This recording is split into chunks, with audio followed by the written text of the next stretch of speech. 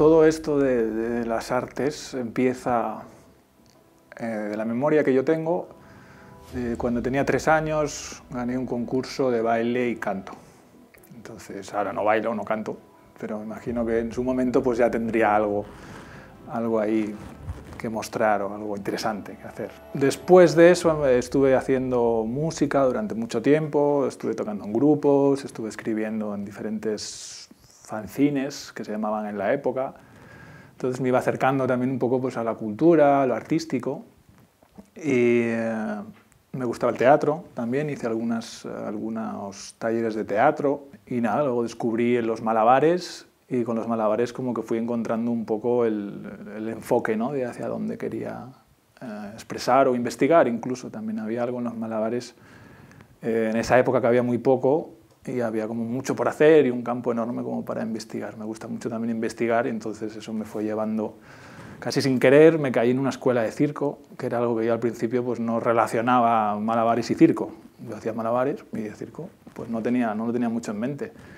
Y por suerte, pues un poco con amigos y gente me fue convenciendo y me metí en la escuela de circo y entonces ahí empecé un poco a descubrir lo que es todo el mundo del circo. Dentro del circo descubrí el circo contemporáneo, que fue también como un campo en el que dije, vale, aquí también hay mucho que hacer, mucho que investigar, es inacabable, por decirlo de alguna manera, igual que los malabares, es una cosa que es inacabable, ¿no? Entonces a mí esas cosas inacabables me gustan, porque siempre puedes buscar nuevas perspectivas y puedes sacar una visión personal también de las cosas, ¿no? Una forma propia de entenderlas. Entonces un poco entre la música, el teatro y el circo, pues acabé en esto, yo creo casi inevitablemente de alguna manera, luego lo pienso, luego ves lo que es el circo contemporáneo y dices, bueno, pues claro. Y ahora por suerte pues puedo hacer un poco de todo.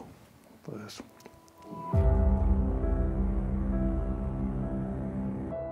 ahora que llevo pues 1 año y medio más o menos viviendo en la naturaleza, aquí en Beniardá, siempre he tenido una tendencia a irme hacia la naturaleza, que he estado también en grandes ciudades y luego en naturaleza muy perdida. Tuve una temporada que estuve en un desierto ahí en Teruel y luego en grandes ciudades. Entonces un poco he ido también viendo cómo me siento y cómo afecta mi trabajo. Y también es una concepción filosófica de vida, me siento más cercano al campo, ¿no? A la naturaleza que un poco igual al ritmo social o de sociedad que ocurre en las ciudades. Me hace sentir más libre, de alguna manera, ¿no? Si se puede alguien sentir libre. En el campo siento que tengo ese espacio, ¿no? Por una parte me hace sentir muy pequeño y al mismo tiempo pues, hay mucho para expandirse, entonces esto me ayuda. También a nivel creativo, al ser un entorno relajado, sin tanta prisa, sin tanto, pues también me ayuda, ¿no? También permite que las cosas vayan saliendo, me encuentro más conmigo mismo. En el campo, como en la ciudad, siempre estoy a otros impulsos externos, ¿no? También creo que para mi trabajo está muy relacionado con la filosofía y entonces con el conocimiento de mí mismo, todas estas cosas también me ayudan a estar en el campo, estar en la naturaleza y tiendo a eso, me gusta, siempre me gustó eso. O sea, que a veces vas a las ciudades pues, para formarte, para trabajar, para conectar, pero siempre he tenido algo que me dice, no sé, conecta más con la naturaleza y menos con la sociedad, de la cual en general hay muchos valores que no comparto.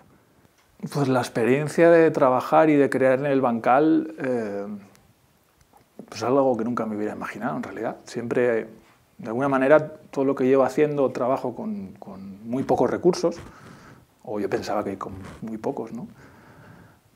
Siempre en este circo pobre, de alguna manera, que vengo haciendo. Pero claro, al trabajar en el campo, en el bancal, es que ya ni siquiera hay sala, ni siquiera hay baño, ni siquiera hay un enchufe, teníamos enchufes, a veces sí, a veces no. Entonces todo esto también, de alguna manera, me lleva pues, a estrujar las piedras, de alguna manera, ¿no? Es como con lo que hay, decir, a ver cómo con esto podemos crear ese ambiente que normalmente se genera en una sala o incluso en la calle, cuando ya está todo el mundo sentado y todo eso. La energía se dispersa mucho. Ha sido una experiencia muy positiva, creo. Dura también, pero muy interesante. el hecho de estar todo el rato en contacto con lo natural y con lo que está pasando, y el tener que parar, que es un poco como un contraste de lo que suele pasar en teatro, ¿no? Donde uno se mete en una sala de una forma ritual y te quitas los zapatos y todo el silencio y concentración, pues cuando trabajas en el campo pues es un poco... estás un poco pendiente de lo que está pasando, ¿no? Si pasa un tractor, si el actor se ha pinchado un pie o si te están comiendo los mosquitos. Entonces tienes que ir continuamente adaptando ese trabajo, que ya de por sí tiene su cosa, pues a esas circunstancias, ¿no? El hecho de trabajar en el campo y el trabajar en abierto genera que uno se tenga que reformular de alguna forma, pues todo lo que lleva uno en años ya diciendo, vale, pues esto va por aquí, ahora ya sé cómo se hace, de repente, pum, te encuentras en mitad del campo y así dices, bueno, pues aquí hay que reformular, ¿no? Y se acerca mucho a ese teatro pobre también, porque es un actor y lo que hay. Entonces hay que trabajar desde ahí.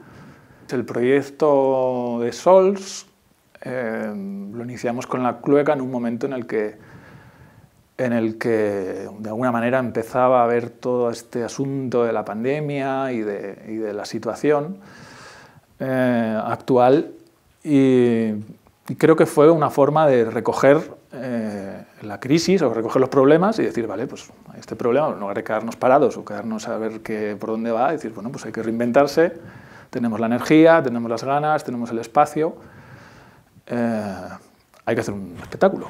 Entonces, yo llevo mucho tiempo dándole vueltas a estos conceptos de sociedad y vida, y bueno, no sé, un poco por ahí pues fue saliendo y nos fue surgiendo la idea de trabajar esa idea del hombre con la naturaleza, ¿no? Como el hombre se confronta a la naturaleza.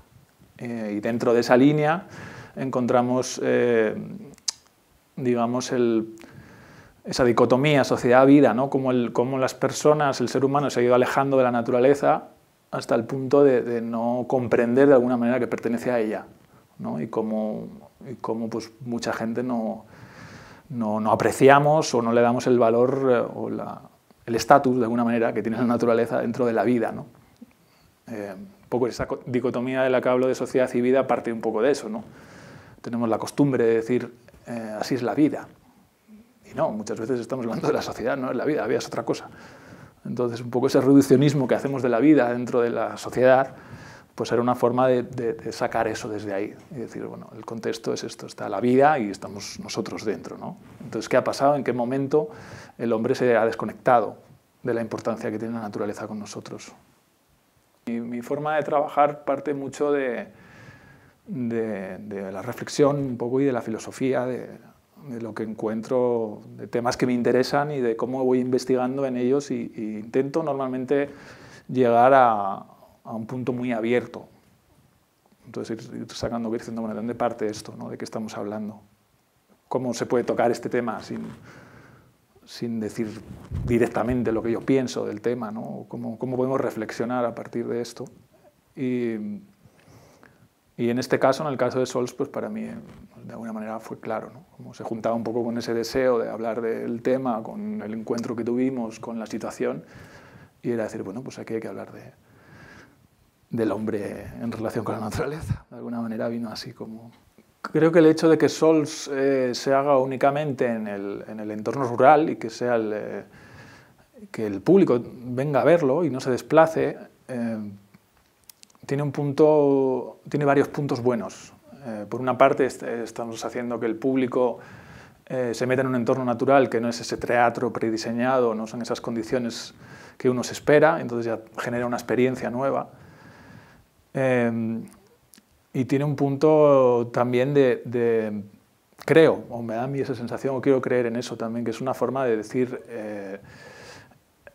cómo los artistas, que es un poco cosas que hablamos con los compañeros, cómo estamos constantemente rebotando como pelotas de ping-pong y podemos estar creando un espectáculo aquí e irnos a Holanda por un día y a Luxemburgo un día y vuelves, y estamos así, los de Luxemburgo y los de Holanda están casi igual. Bueno, igual en Holanda y Luxemburgo no hay mucho, pero en Bélgica, en Francia, como, no sé, está bien también entender que se puede hacer un trabajo local, que hay público local,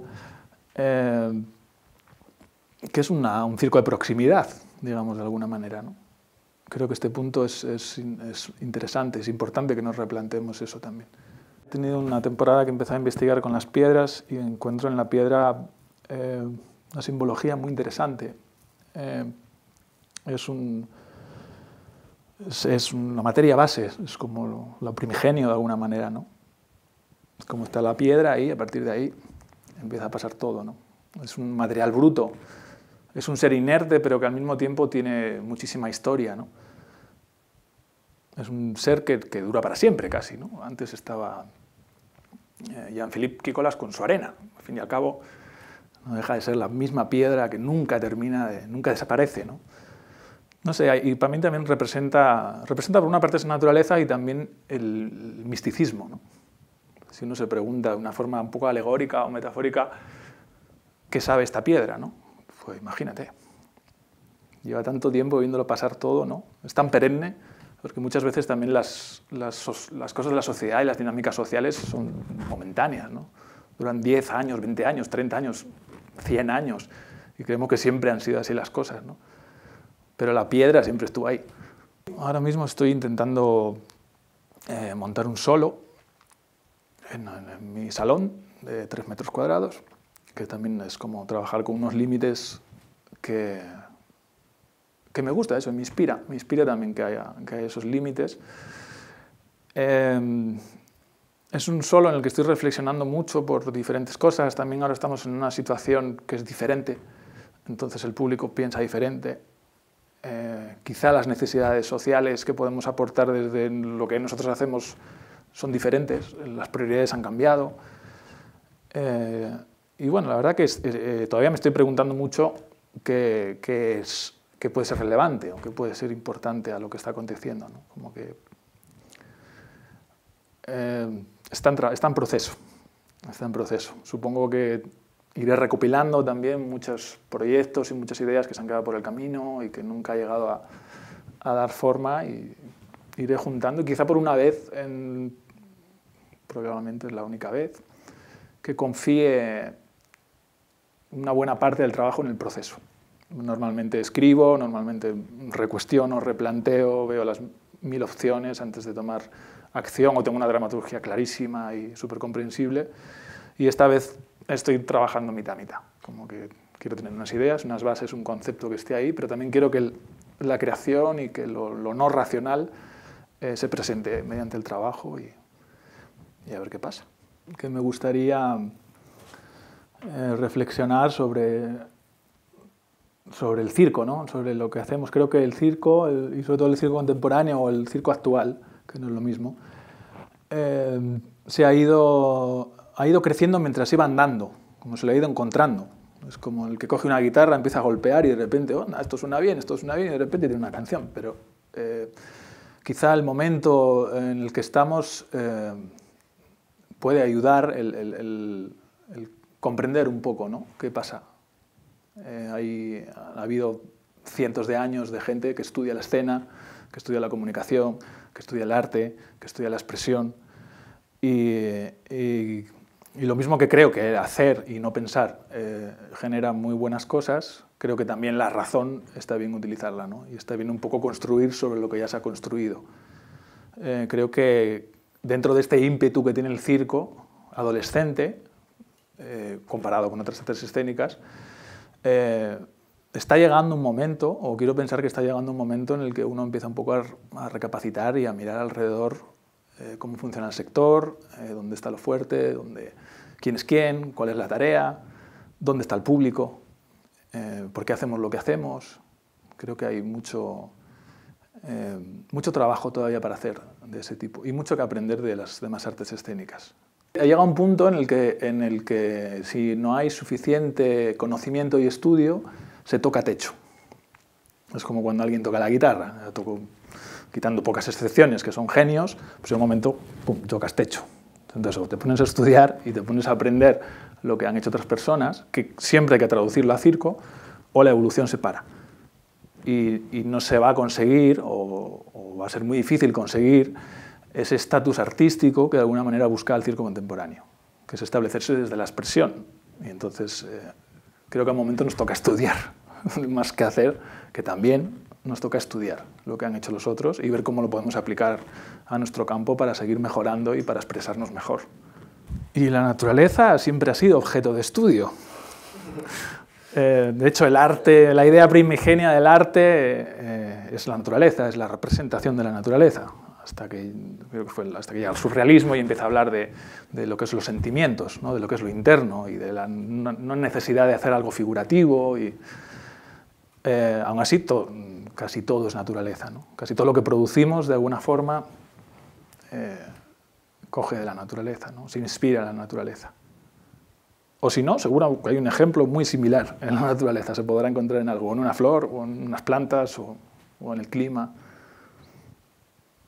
Se ha utilizado mucho en el mundo del teatro, la naturaleza. Cuando se trabajan los elementos, cuando la pedagogía de Lecoq, cuando te habla de las metáforas, del hielo que se derrite. Creo que la naturaleza es nuestro nuestra primera impresión de las cosas, ¿no? Que muchas son razonables y otras no, porque como lo vemos todos los días, no, pero eso nos va dando... Lo que más sentido a la vida nos puede dar la naturaleza.